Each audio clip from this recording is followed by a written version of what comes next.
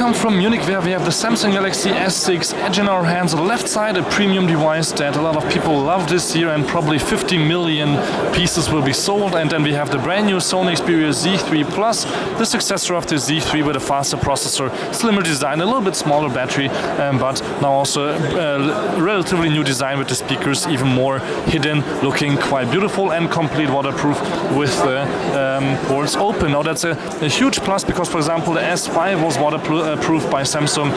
I think a lot of people didn't like the cover on the bottom, and now we have here the S6, which is not waterproof anymore, but with a metal case with everything open. So here would be the micro USB and the headset port. Here for Sony it's completely waterproof, even though we have a completely open USB port, which is really awesome. Otherwise, just the one speaker for the Samsung here on the bottom. I won't compare those because it's a little bit loud here at the Congress, but otherwise also the front button is quite nice. Sony doesn't have any buttons here on the outside. They could have definitely put here the Android buttons here on the bottom, if you ask me. But also there's a fingerprint reader for Samsung inside here, so that's a plus here for the Samsung side. The waterproofness, of course, a plus for the Sony side. Otherwise, both have a 5 megapixel camera on the front with a really nice wide angle, as we'll try out later. 16 megapixel on the left, and then we have a 20 megapixel on the right here for the Sony, both with a single flash and also the heart rate sensor inside. That's again a plus for Samsung, as the infrared port also is. Sony doesn't have that for years now. That's a little bit sad. The huge plus for me though is that there is not only a SIM card slot here on the side for Sony, it can easily open up with just a fingernail here on the side. You can also put in a micro SD card and expand the internal 32 gig memory. You cannot do that with Samsung. You have to decide between 32, 68, 64 or 128 gigs and pay really a lot of money for that. On the right side, on and off switch, which the Sony also has, a volume rocker. On the Samsung is on the left, but we have a dedicated camera button actually on the Sony, which means that you can just hold the camera button for a while and then the camera will open up and you can just shoot a snapshot, which is really quite nice of a feature. With Samsung you have the same thing with double tapping here at the bottom, so the only thing I have to do is press the bottom camera or the button twice and then you are in the camera, and that's really quite good. What we will do now is try out the front camera, and then later we'll try out the back camera. So let me actually turn off the beauty mode because it's a little bit annoying, to 0.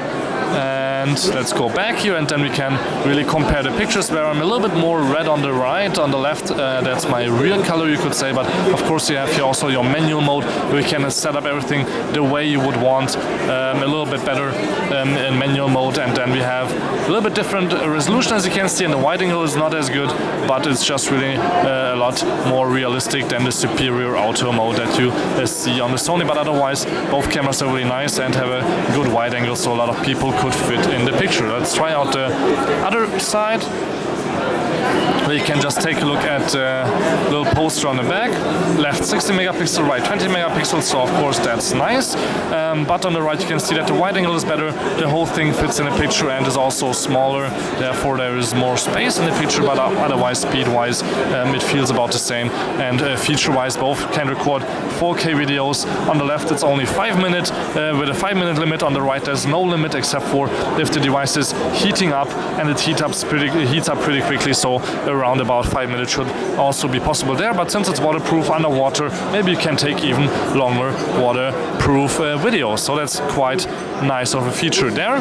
What we will also do is of course try out the gaming, since both have an octa-core, so 8-core processor inside with 4x2 and 4x1.5 GHz, but on the right we have a Qualcomm 810. On the left it's a Samsung Exynos 4730, I think the name, I'm not sure about that, so don't pin me down on that. But also it's available as a Qualcomm edition, so in a few countries it will be a Qualcomm 810 also here in the Samsung Galaxy S6 Edge. And you can see that speed-wise both feel about the same and are really quite nice. And what I will do is just close up all the apps on both and just start the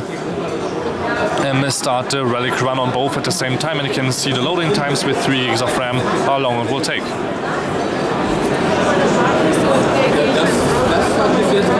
You can also see a little bit that the display on the Samsung is more vibrant, but of course that's again all settings. Here I like the whites a little bit better.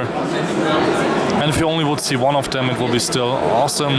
Now the Samsung is already finished. I could start my tempo run kind of running here with maybe no legs at all. Can jump around here, do anything I want. Here my stunts. And just look at how nice it looks. Don't have to worry about anything here. While this is happening, I can also start running maybe on the right. Maybe I can do multitask running.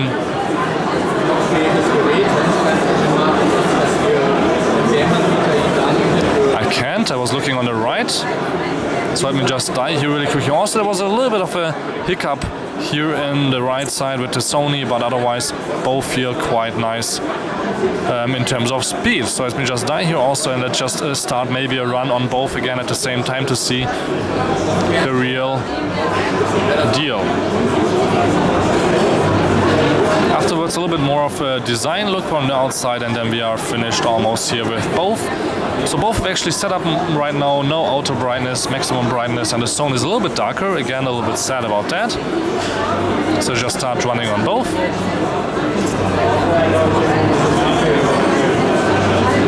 Oops, forgot to jump on the right side there, but anyhow, it looks like both are smooth and nice to play on.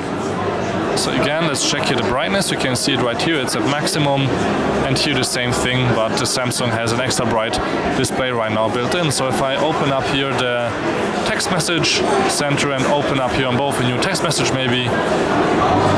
Also keyboard looks on both quite nice, and to turn it around also about the same speed. Now if you're more interested in the regular Samsung Galaxy S6 maybe in comparison with the Sony, it's of course also about the same size, 5.1 inches versus 5.2 inches, full HD picture on the right and a 2K 2560 x 1440 picture on the left. So the battery will probably die faster, one because also you have just a 2600 milliamp battery inside, and here you have a 2930 milliamp battery inside.